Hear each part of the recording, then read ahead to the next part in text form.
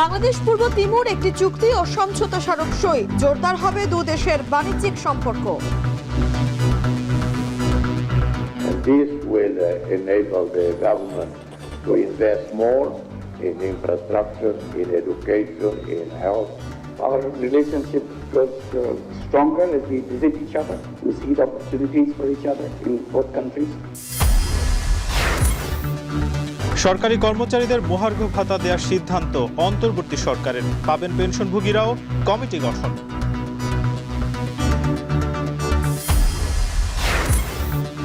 নির্মাণ অসম্পূর্ণ রেখেই 10টি বাস নিয়ে বিআরটি প্রকল্প চালু, শিববাড়ি বিমানবন্দর গুলিস্তান রুট উদ্বোধন। শুধুমাত্র বিআরটিসি বাস এবং ছোট যানবাহন প্রাইভেট কার ইত্যাদি ওই লেনে ব্যবহার করা যাবে। মুক্তিযুদ্ধে বীর শহীদদের শ্রদ্ধা জানাতে প্রস্তুত জাতীয় স্মৃতিসৌধ, সাভারে তুলির আলপনায় বিজয়ের আনন্দচিত্র।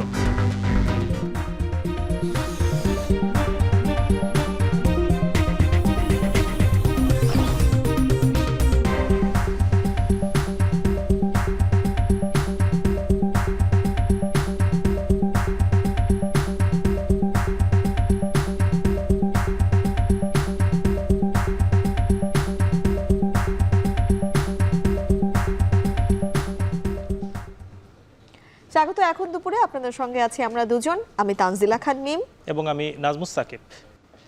4 দিনের ঢাকা সফরের প্রথম দিন ব্যস্ত সময় পার করছেন পূর্ব তিমুরের প্রেসিডেন্ট রামোস হোর্তা। প্রধান উপদেষ্টার সঙ্গে বৈঠকে বাংলাদেশ থেকে পণ্য নিতে আগ্রহ প্রকাশ করেছে পূর্ব তিমুর। এছাড়া রোহিঙ্গাদের মিয়ানমারে ফিরিয়ে দেওয়ার বিষয়েও আলোচনা হয়েছে। পরে যৌথ ব্রিফিংয়ে সফররত প্রেসিডেন্ট বলেন, ডক্টর ইউনূসকে নেতৃত্বে পাওয়া বাংলাদেশের জন্য সৌভাগ্যের। এছাড়া দুই দেশের মধ্যে কূটনৈতিক পাসপোর্টধারীদের ভিসা অব্যাহতি চুক্তি ও ফরেন অফিস কনসালটেন্সির সমঝোতা স্মারক সই হয়েছে।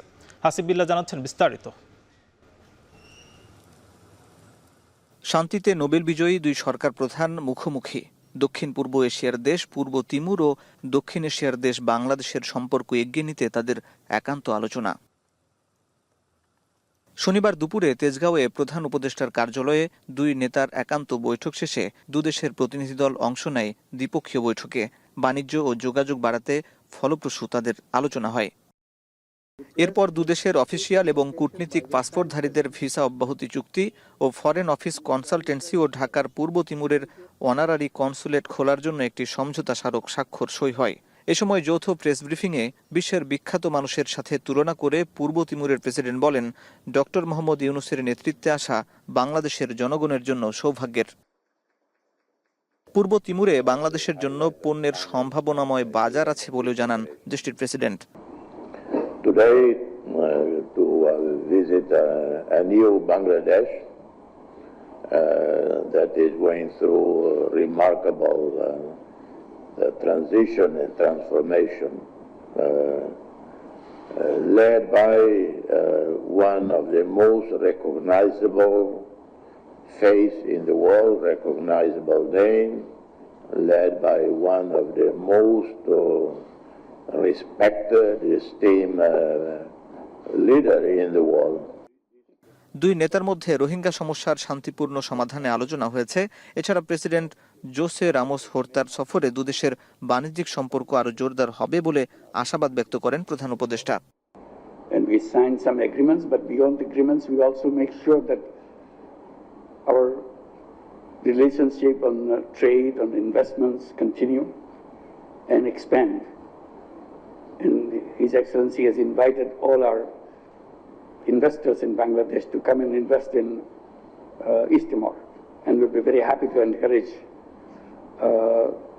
to build the relationship which started with the birth of East Timor. এর আগে সকালে ঢাকা সেনানিবাসের সেনাকুঞ্জে বাংলাদেশ সফররত পূর্ব তিমুরের প্রেসিডেন্ট জোসে রামোস হোর্তাকে গার্ড অব অনার দেওয়া হয়। এ সময় উপস্থিত ছিলেন প্রধান উপদেষ্টা ডক্টর মোহাম্মদ ইউনূস। এর আগে সকালে পররাষ্ট্র উপদেষ্টার সঙ্গে সৌজন্য সাক্ষাৎ করেন সফররত প্রেসিডেন্ট।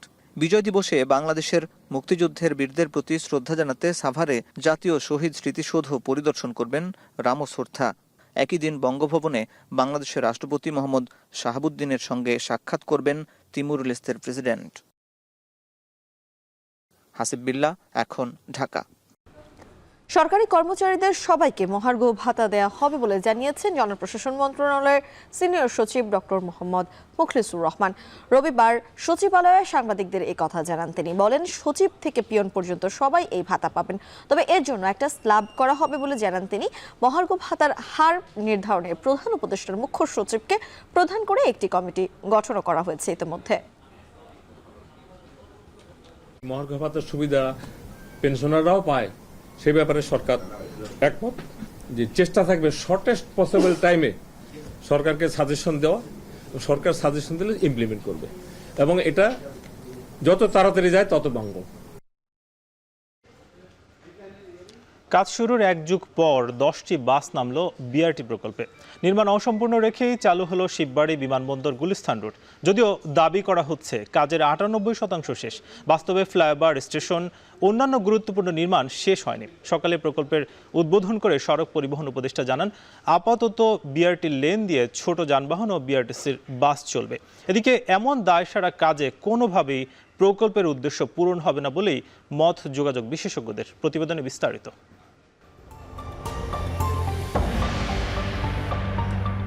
গাজীপুর চৌরাস্তার সকাল শুরু হয় যানজটে। গেল 7 বছর ধরে 20.5 কিলোমিটার জুড়ে বিআরটির ধীরগতির কাজে এই এলাকার মানুষ প্রতিদিনই একই ভোগান্তিতে ভুগছে। বায়ু দূষণ, শব্দ দূষণ আর যানজট যেন স্থায়ী সমস্যা হয়ে দাঁড়িয়েছে।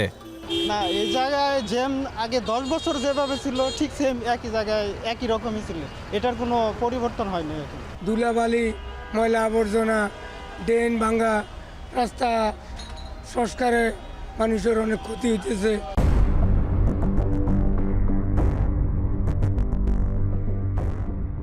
অথচ প্রকল্পের প্রস্তাবে বিআরটি নিয়ে স্বপ্ন দেখিয়েছিল আধুনিক যোগাযোগ ব্যবস্থার। আধুনিক রাস্তা, পরিবহন আর নাগরিক সুবিধা যেন কেবল বিবরণেই সীমাবদ্ধ।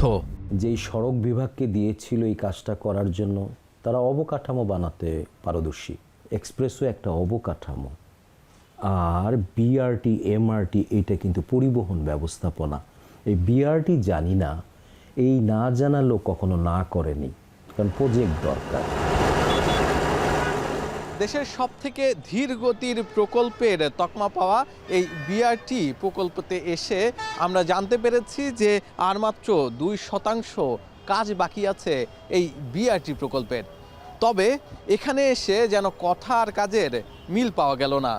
আর যারা কিনা এই রাস্তা ব্যবহার করে চলাচল করবে তারা বলছে প্রতিনিয়তই ভোগান্তি বাড়ছে।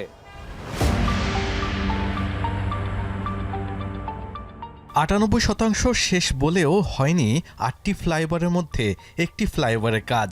পুরোপুরি কাজ শেষ হয়নি একটি স্টেশনেরও। কাজ বাকি ডিভাইডার বসানোর, 10টি ফুট ওভার ব্রিজ তৈরি, তবু কাগজে কলমে কাজ এগিয়ে চলেছে।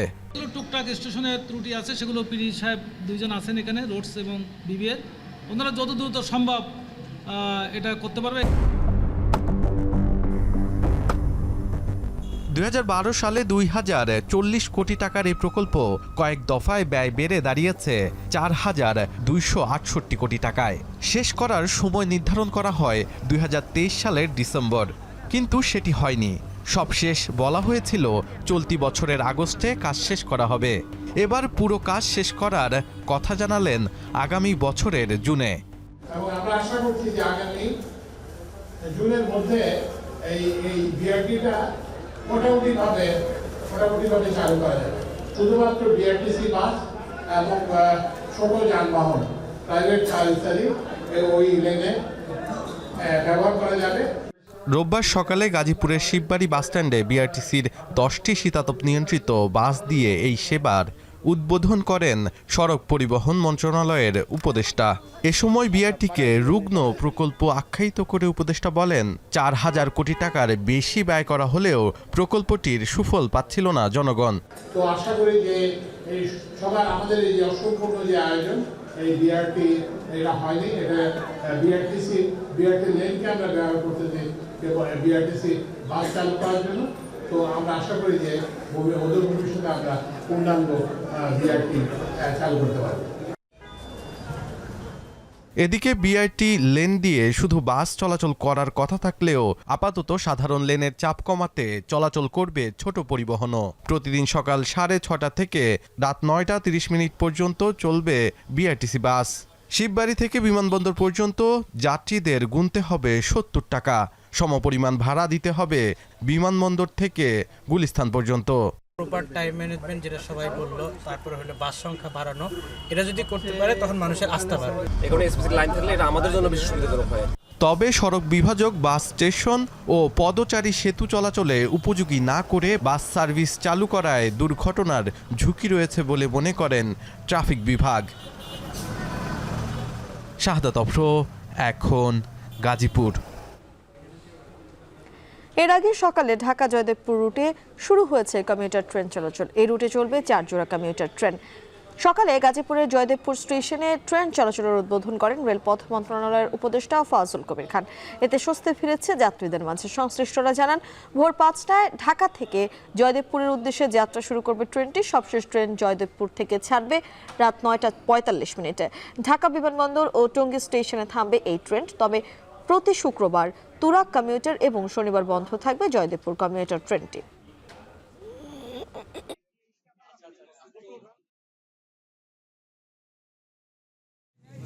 এই ধরনের আরও 2টি ট্রেন চালু করা হবে আগামী 26শে মার্চ স্বাধীনতা দিবসে। নরসিংদী থেকে ঢাকা, ঢাকা থেকে নরসিংদী ও নারায়ণগঞ্জ থেকে ঢাকা এবং ঢাকা থেকে নারায়ণগঞ্জ। এখন আমরা গণপরিবহনের উপর জোর দিচ্ছি। ট্রেনের জন্য মাসিক পাসের ব্যবস্থা করব এবং সম্ভব হলে বিআরটিসিরও বাসের জন্য মাসিক পাসের ব্যবস্থা করব। 7 বছর পর রাজনৈতিক কর্মসূচিতে যোগ দিচ্ছেন বিএনপি চেয়ারপারসন বেগম খালেদা জিয়া। আগামী 21 ডিসেম্বর মুক্তিযোদ্ধা দলের আয়োজনে ঢাকায় মুক্তিযোদ্ধা সমাবেশ উপস্থিত হবেন তিনি। রাজধানী বঙ্গবন্ধু আন্তর্জাতিক সম্মেলন কেন্দ্রে অনুষ্ঠিত এই সমাবেশে প্রধান অতিথি হিসেবে যোগ দিবেন বেগম জিয়া। সর্বশেষ ঐতিহাসিক সোহরাওয়ার্দী উদ্যানে 2017 সালের 12 নভেম্বর সমাবেশে ভাষণ দিয়েছিলেন তিনি। আওয়ামী সরকারের পতনের পর বিভিন্ন মামলা থেকে খালাস পাওয়ার পর ধীরে ধীরে নানা রাজনৈতিক আয়োজনে যোগ দিচ্ছেন বিএনপি চেয়ারপারসন। গত 21 নভেম্বর সেনাকুঞ্জের আয়োজনে সশরীরে উপস্থিত ছিলেন তিনি।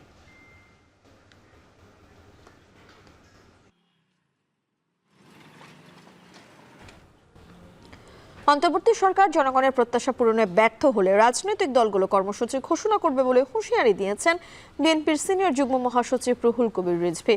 বলেন, রাজনৈতিক দলগুলোকে হেয় করলে জনপ্রিয়তা কমবে সরকারের।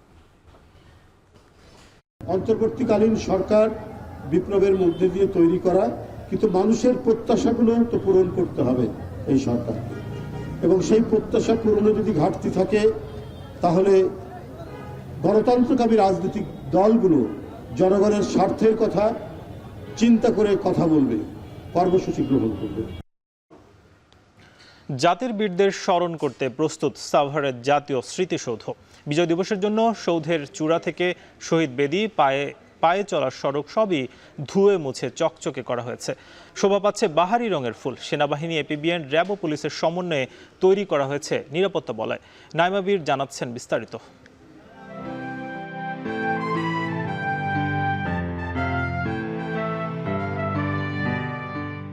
লাল পাটাতনে ফুটে উঠেছে আলপনা, ফুটেছে বাহারি রঙের ফুল। সৌধের চূড়া থেকে শহীদ বেদি, পায়ে চলার সড়ক সবই ধুয়ে মুছে চকচকে করা হয়েছে। চত্বরের সিঁড়ি ও বিভিন্ন স্থাপনায় পড়েছে রং তুলির আঁচড়।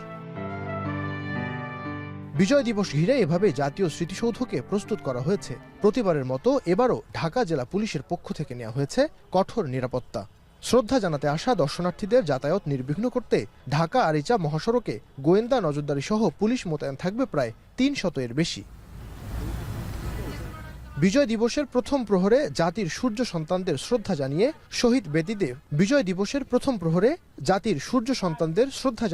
শহীদ বেদিতে ফুল দিবেন রাষ্ট্রপতি, প্রধান উপদেষ্টা, রাজনীতিবিদ ও কূটনীতিক সহ বিশিষ্টজনেরা।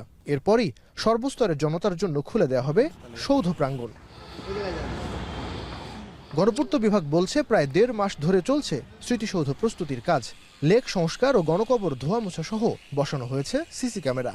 সাভার স্মৃতিসৌধ মহামান্য রাষ্ট্রপতি, মাননীয় প্রধান উপদেষ্টা, মাননীয় উপদেষ্টা মণ্ডলী সহ লক্ষ লক্ষ জনতার শ্রদ্ধা নিবেদনের জন্য পুরোপুরি প্রস্তুত রাখা হয়েছে।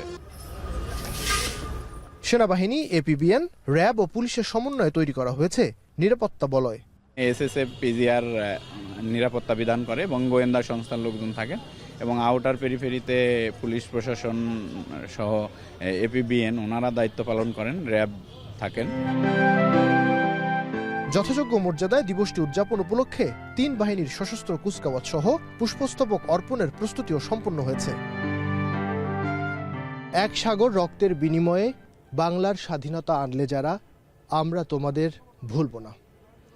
দীর্ঘ 9 মাস লড়াই সংগ্রামের পর যাদের রক্তে এসেছে দেশের স্বাধীনতা, জাতির সেই শ্রেষ্ঠ সন্তানদের আগামীকাল স্মরণ করবে পুরো দেশ। আর তার জন্য পুরোপুরি প্রস্তুত করা হয়েছে সাভারের জাতীয় স্মৃতিসৌধ। আগামীকাল সকালবেলা রাষ্ট্রপতি এবং প্রধান উপদেষ্টার সঙ্গে এখানে শ্রদ্ধা জানাতে আসবেন পূর্ব তিমুরের প্রেসিডেন্ট। সেজন্য নেওয়া হয়েছে নিচ্ছিদ্র নিরাপত্তা ব্যবস্থা। সাভারের জাতীয় স্মৃতিসৌধ থেকে নাইম আবির, এখন, ঢাকা। অনিয়ম ও দুর্নীতির অভিযোগে হাইকোর্টের বিচারপতিদের বিরুদ্ধে তদন্ত শেষ করেছেন সুপ্রিম জুডিশিয়াল কাউন্সিল। তদন্ত হওয়া বিচারপতিদের তথ্যাবলি ও তাদের নিয়ে সুপ্রিম জুডিশিয়াল কাউন্সিলের সুপারিশ রাষ্ট্রপতির কাছে পাঠানো হয়েছে। রোববার সুপ্রিম কোর্ট প্রশাসনের নিজস্ব ওয়েবসাইটে এই তথ্য জানানো হয়েছে। নিয়মানুযায়ী রাষ্ট্রপতি এখন সুপ্রিম জুডিশিয়াল কাউন্সিলের সুপারিশ বাস্তবায়ন করবেন। গত 16 অক্টোবর দুর্নীতি অভিযোগ ওঠায় 12 বিচারপতিকে ছুটিতে পাঠান প্রধান বিচারপতি সৈয়দ রেফাত আহমেদ। তাদের হাইকোর্টের বেঞ্চে বিচার কাজ পরিচালনার দায়িত্ব বিরত রাখা হয়। এদিকে 19 নভেম্বর হাইকোর্টের 3 বিচারপতি সালমা মাসুদ চৌধুরী, কাজী রেজাউল হক ও বিচারপতি জহিরুল ইসলাম স্বেচ্ছায় অবসরে যান। তাদের দুর্নীতির অভিযোগে বিচারিক কাজ থেকে বিরত রাখা হয়েছিল।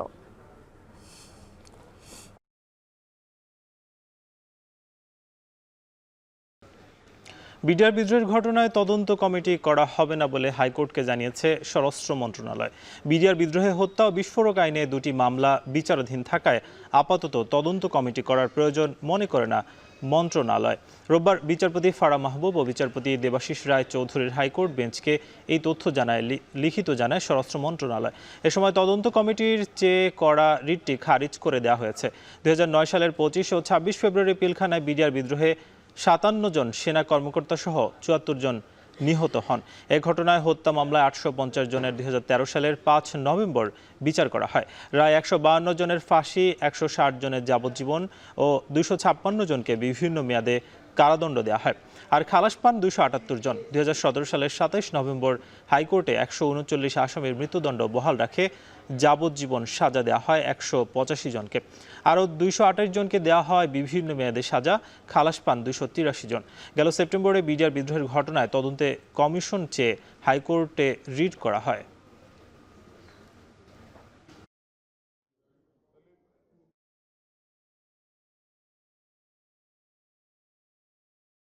আমার যে রিপ্রেজেন্টেশনটা ছিল সেটা অ্যাপ্লিকেশনটা নিষ্পত্তি করেছেন এই মর্মে যে বিডিআর হত্যাকাণ্ডের 2টি ক্রিমিনাল মামলা চলমান এবং সেটা মহামান্য সুপ্রিম কোর্টে চলমান অবস্থায় আছে। সেই কারণে তারা এই মুহূর্তে কোনো তদন্ত কমিটি গঠন করতে পারবেন না মর্মে একটি চিঠি ইস্যু করেছে, যেটা সরাসরি স্বরাষ্ট্র উপদেষ্টার যে কথা সেই কথার সাথে সাংঘর্ষিক বলে আমি মনে করি।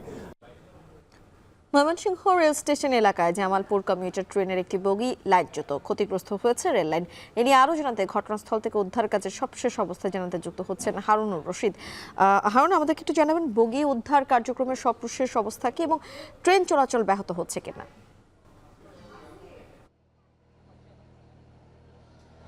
ময়মনসিংহ রেল স্টেশন এলাকায় ঢাকাগামী জামালপুর কমিউটার ট্রেনের একটি বগি লাইনচ্যুত হয়েছে এবং এই লাইনচ্যুত হওয়ার পর থেকে কিন্তু রেল স্টেশন এলাকার যে 1 নম্বর এবং 2 নম্বর লাইন, এই 2টি লাইনে ট্রেন চলাচল বন্ধ রয়েছে। তবে বিকল্প লাইনে কিন্তু ট্রেন চলাচল স্বাভাবিক রয়েছে, অর্থাৎ ময়মনসিংহ রেল স্টেশন থেকে ঢাকা বা ভৈরবগামী বা নেত্রকোনার মোহনগঞ্জ জারিয়াগামী যে ট্রেনগুলো চলাচল করে সবগুলো ট্রেন কিন্তু স্বাভাবিকভাবেই চলাচল করছে বিকল্প লাইনে।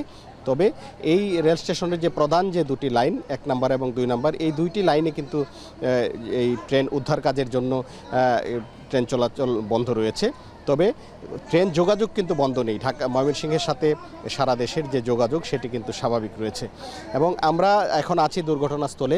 এখানে যে বিষয়টি জানতে পেরেছি রেলওয়ে কর্তৃপক্ষ এবং স্থানীয়দের সাথে কথা বলে, সেটি হচ্ছে জামালপুর থেকে ছেড়ে আসা কমিউটার ট্রেনটি ঢাকার উদ্দেশ্যে যেটি যাত্রা করেছিল ময়মনসিংহ রেল স্টেশন থেকে ছেড়ে আসার কিছু পরেই কিন্তু এখানে দুর্ঘটনায় কবলিত হয়। অর্থাৎ এই ট্রেনের ইঞ্জিন সহ দুটি বগি অতিক্রম করার পর যে 3 নম্বর বগি সেটির 4টি চাকায় লাইনচ্যুত হয় এবং লাইনচ্যুত হয়ে কিন্তু এটি একেবারে রেল লাইন থেকে বেশ বিপজ্জনকভাবে কিন্তু একেবারে কাত হয়ে পড়ে আছে। অর্থাৎ কোনো যে 4টি চাকা রয়েছে 4 চাকার কোনোটিই কিন্তু আসলে লাইনে নেই, অর্থাৎ একেবারেই একটি ভয়াবহভাবে এটি পড়ে রয়েছে। এবং খবর পেয়েই কিন্তু উদ্ধারকারী ট্রেন কেওয়াটখালী লোকোশেড থেকে ঘটনাস্থলে আসে, কিন্তু এই ট্রেনটি দুর্ঘটনার পরেও অতিরিক্ত গতি থাকার কারণে কিন্তু রেল লাইন বেশ ক্ষতিগ্রস্ত হয় এবং ক্ষতিগ্রস্ত হওয়ার কারণে উদ্ধার তৎপরতা যেটি স্বাভাবিকভাবে শুরু করতেও কিন্তু বেশ সময় লেগেছে এবং প্রায় 3-4-5 ঘন্টা সেই রেললাইন মেরামতেই কাজ করেছেন উদ্ধারকর্মীরা।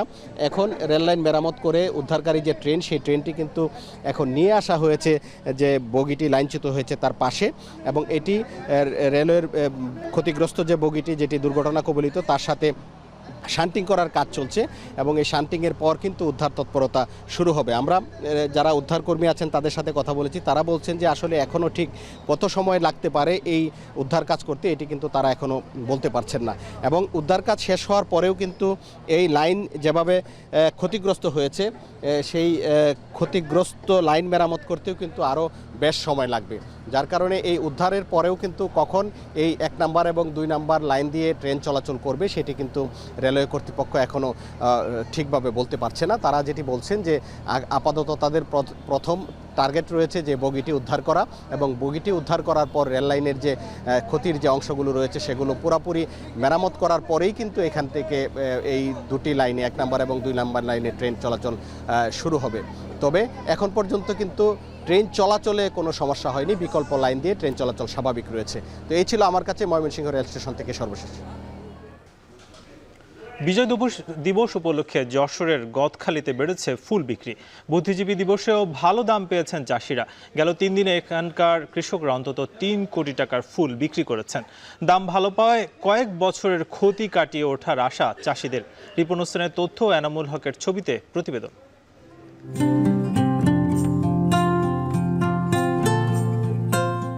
কাকটাকা ভোর, নানা রঙের ফুলে ভরে উঠেছে গদখালির ফুলের বাজার, যেখানে শোভা পাচ্ছে গোলাপ, জারবেরা, গাঁদা, গ্ল্যাডিওলাস, রজনীগন্ধা, চন্দ্রমল্লিকা সহ বিভিন্ন ফুল। এসব ফুল সৌন্দর্যের সাথে কৃষকের জীবনে এনেছে সমৃদ্ধি। 16 ডিসেম্বরের আগের দিনের হাটে প্রতি পিস গোলাপ বিক্রি হয় 10 টাকায়, জারবেরা 15 টাকা, গ্ল্যাডিওলাস 20 টাকা, রজনীগন্ধা 11 টাকা, চন্দ্রমল্লিকা 4 টাকা, যা পাইকারদের হাত ধরে পৌঁছে যাচ্ছে ঢাকা সহ দেশের বিভিন্ন জেলায়। গেল কয়েক বছরের তুলনায় দাম ভালো পাওয়ায় খুশি ফুল চাষিরা। বর্ষায় ভিতরে আমরা বেলাইন হয়ে গেছিলাম, মনে করলাম ধরা খেয়ে যাবো, তো ইনশাল্লাহ বাজার খুব ভালো। রজনীগন্ধা বিক্রি হয়েছে 10 টাকা 12 টাকা এভারেজ করে। এখন বর্তমান মোটামুটি খুব ভালো দাম যাচ্ছে। এই যে 16 ডিসেম্বর হিসাবে গত 4-5 দিন আগে যে বাজার যাচ্ছিল তার থেকে একটু ভালো যাচ্ছে। সামনে আরো অনুষ্ঠান আছে, এখন তো যে ফুল বিক্রি হচ্ছে তাতে করে দেখা যাচ্ছে যে চাষিরা ভালো লাভবান হবে। জারবেরা ফুল আজকে বেশি 1400-1500 টাকা, গত বছর পেয়েছিলাম 1200-1100 টাকা, এবছর খুব লাভবান আছি। চলতি পথে গদখালির বাজার থেকে ফুল কিনে অভিভূত বাংলাদেশ নারী ক্রিকেট দলের অধিনায়ক নিগার সুলতানা জ্যোতি ও যশোরের মেয়ে সানজিদা আক্তার মেঘলা। আমাদের আসলে বাগানে যাওয়ার প্ল্যান ছিল, বাট ফ্লাইটের টাইম একদম ক্লোজ, যার কারণে যাওয়া হয় নাই। বাট খুব ভালো লাগতেছে, আই থিঙ্ক খুব ফ্রেশ ফুল।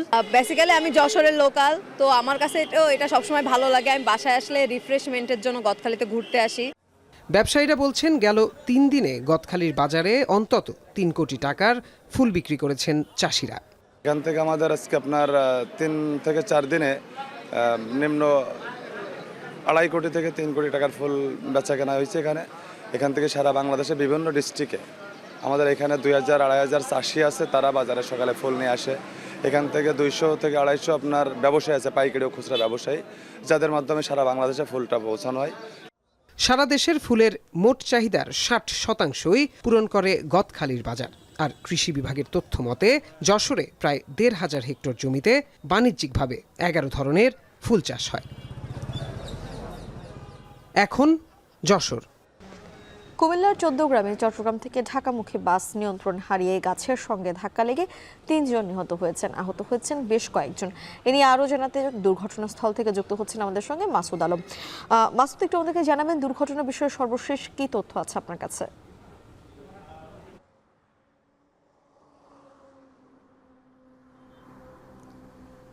আমি ঠিক এই জায়গাটায় একটি হানি পরিমাণ একটি বাস দুর্ঘটনায় কবলে পড়েন। এই দুর্ঘটনায় ৩ জন প্রাণ হারিয়েছেন, একই সঙ্গে আহত হয়েছেন আরও ৭ জন। এটি ছিল চট্টগ্রাম থেকে ঢাকামুখী হানি পরিবহনের বাস। পুলিশ আমাদেরকে জানিয়েছেন যে এখন পর্যন্ত যে ৩ জন মারা গিয়েছেন তাদের লাশ তারা উদ্ধার করেছেন এবং স্বাস্থ্য কমপ্লেক্সে নিয়ে গিয়েছেন, সেখান থেকে তারা মেয়াবাজার পাড়িতে নিয়ে যাবেন ১৪ গ্রামের।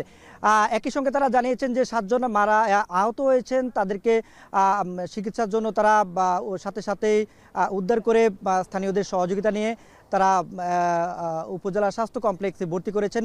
তবে যারা গুরুতর রয়েছেন তাদেরকে কুমিল্লা মেডিকেল কলেজ হাসপাতালে প্রেরণ করার চেষ্টা তারা করছেন। আমরা যেখানটায় রয়েছি ঠিক এই জায়গাটায় দুর্ঘটনার শিকার হয়েছে এই যে হানি পরিবহন বাসটি, সেটি এই মানে দুমড়ে মুছে যাওয়া বা ভেঙে পড়ে যাওয়া যে গাছটি রয়েছে এই গাছে কিন্তু নিয়ন্ত্রণ হারিয়ে ধাক্কা দেয়। ধাক্কার সঙ্গে কিন্তু সামনের অংশটা বাসের একেবারে ভেঙে চৌচির হয়ে যায়।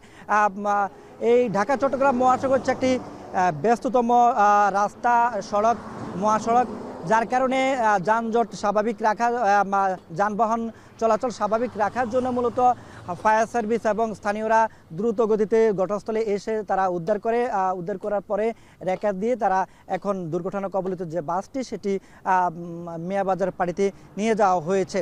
তবে তারা আমরা যে হাইওয়ের যিনি ওসি রয়েছেন এবং হাইওয়ে কুমিল্লা রিজিয়নের যিনি পুলিশ সুপার রয়েছেন তাদের সঙ্গে আমরা কথা বলি, তারা বলছেন যে যারা আহত হয়েছেন তাদেরকে আসলে দ্রুত সুস্থতা নিশ্চিত করার জন্য এবং তাদের পরিবারের কাছে হস্তান্তর করার জন্য তারা চেষ্টা করছেন এবং যারা নিহত হয়েছেন তাদের পরিবারেরও খোঁজখবর নেওয়া হচ্ছে। তবে এখন পর্যন্ত তারা আমাদেরকে জানিয়েছেন যে যারা নিহত হয়েছেন তারা চট্টগ্রাম থেকে কুমিল্লায় আসছিলেন, তাদের বাড়ি কুমিল্লা জেলার মুরাদনগর উপজেলা বলা হচ্ছে। তবে এখন পর্যন্ত আসলে সঠিক তথ্য তারা আমাদেরকে দিতে পারেনি। তো মেয়ে ছিল দুর্ঘটনার কবলিত স্থান থেকে সবশেষ। এবার আন্তর্জাতিক প্রসঙ্গ। ৫ ঘন্টার ব্যবধানে সিরীয় সেনাঘাঁটি লক্ষ্য করে পরপর ১৬০টি মিসাইল হামলা করেছে ইসরায়েল। সিরিয়ার পূর্বাঞ্চলে ল্যান্ডমাইন বিস্ফোরণে নিহত আরও ৩ জন। ইসরায়েলি হামলার সমালোচনা করলেও এই মুহূর্তে সিরিয়া আরেকটি সংঘাতে জড়াতে চায় না বলে মন্তব্য করেছেন আসাদ বিদ্রোহীদের প্রধান নেতা আহমেদ আল শারা।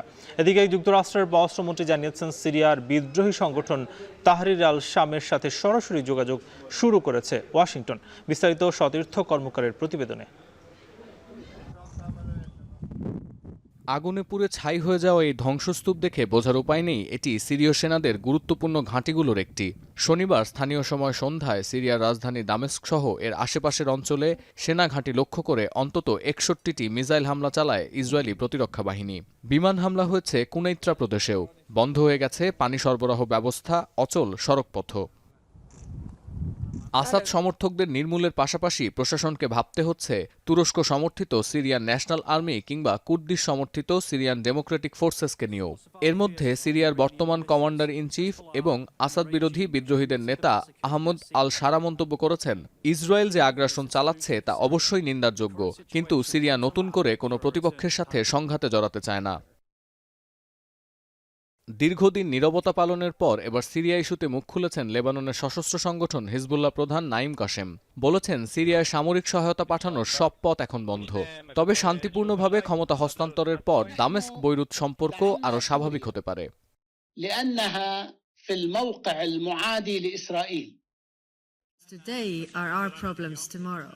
এদিকে আসাদ পরবর্তী সিরিয়ার ভবিষ্যৎ ইস্যুতে জর্ডানে বৈঠক করেছে ইউরোপ, যুক্তরাষ্ট্র, তুরস্ক সহ ৮ আরব দেশের প্রতিনিধি দল।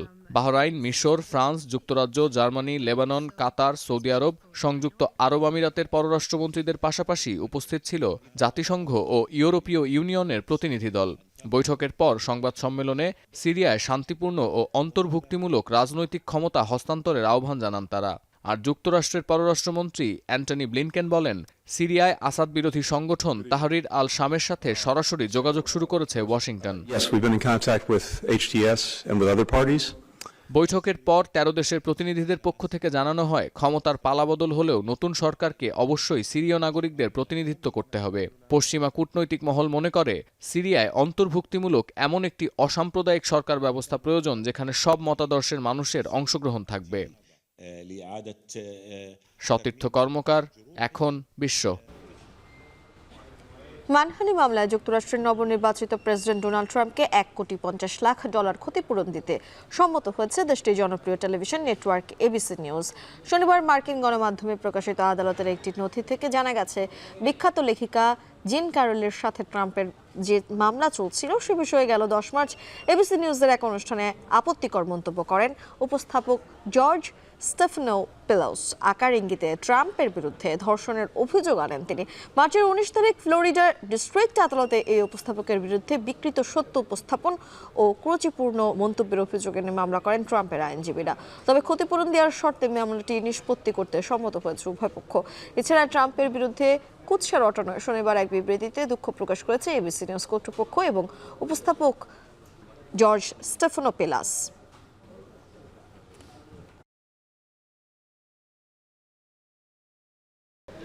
এবার খেলার খবর। ওয়েন্ডিজের মাঠে খেলা হওয়ায় টি-20 সিরিজটা কঠিন হবে বলে মনে করছেন বাংলাদেশ অধিনায়ক লিটন দাস। তবে ক্যারিবিয়ানদের বিপক্ষে লড়াই করতে সেরা দলটাই খেলাতে চায় টিম ম্যানেজমেন্ট। সোমবার ভোর 6টার সিরিজের প্রথম ম্যাচে মুখোমুখি হবে দুদল।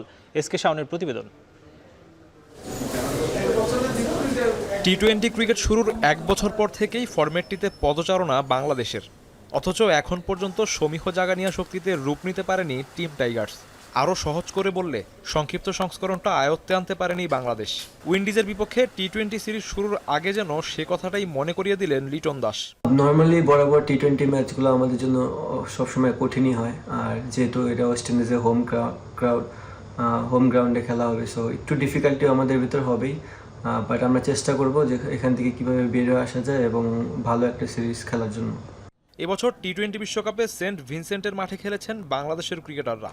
মাঠটিতে খেলার পূর্ব অভিজ্ঞতা থাকলেও সেটা যে তেমন কাজে দেবে না তা বোঝা গেল এই ক্রিকেটারের কথায়। ওয়ার্ল্ড কাপের যে উইকেটটা ছিল আর এই উইকেটটার মধ্যে একটু ডিফারেন্সই দেখা গেছে। গতকালকে যখন প্র্যাকটিস করেছি উইকেটটা সিমিলার না, তারা হয়তো বা প্রিপেয়ার করেছে ডিফারেন্টভাবে। সদ্য শেষ হওয়া ওয়ানডে সিরিজে স্বাগতিকদের কাছে হোয়াইট ওয়াশ হয়েছে বাংলাদেশ। উইন্ডিজের সেই দলের অধিকাংশ ক্রিকেটার 20 ওভারের সিরিজেও থাকছেন।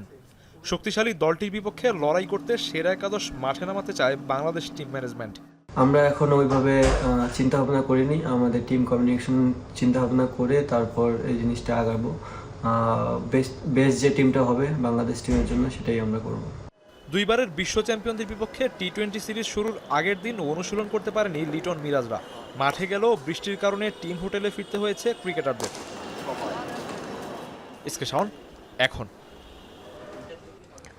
টি-20 দলের অধিনায়ক লিটন দাসের আউট হওয়ার ধরন নিয়ে প্রশ্ন তুলেছেন বিসিবি পরিচালক নাজমুল আবেদিন ফাহিম। বলছেন, একই জায়গায় বারবার ভুল করে উইকেট দিচ্ছেন এই ব্যাটার। সঙ্গে অভিজ্ঞ মাহমুদুল্লাহকে নিয়ে প্রশংসা ছড়েছে বিসিবি কর্তার কণ্ঠে। কিন্তু একই জায়গায় আউট হচ্ছে, তো ওই একটা জায়গায় হয়তো কোনো সমস্যা আছে, এটা ওর অনুধাবন করা দরকার।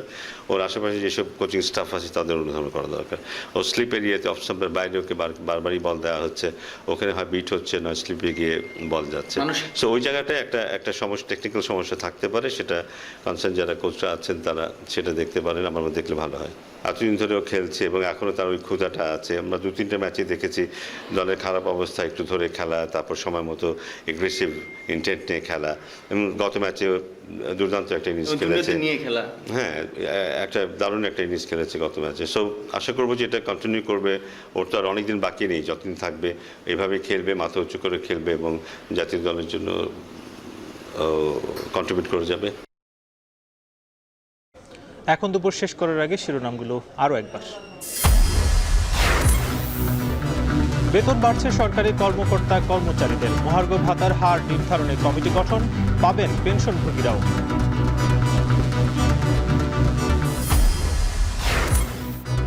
বাংলাদেশ পূর্ব তিমুর একটি চুক্তি ও সমঝোতা স্মারক সই। জোরদার হবে দুই দেশের বাণিজ্যিক সম্পর্ক। This will enable the government to invest more in infrastructure, in education, in health.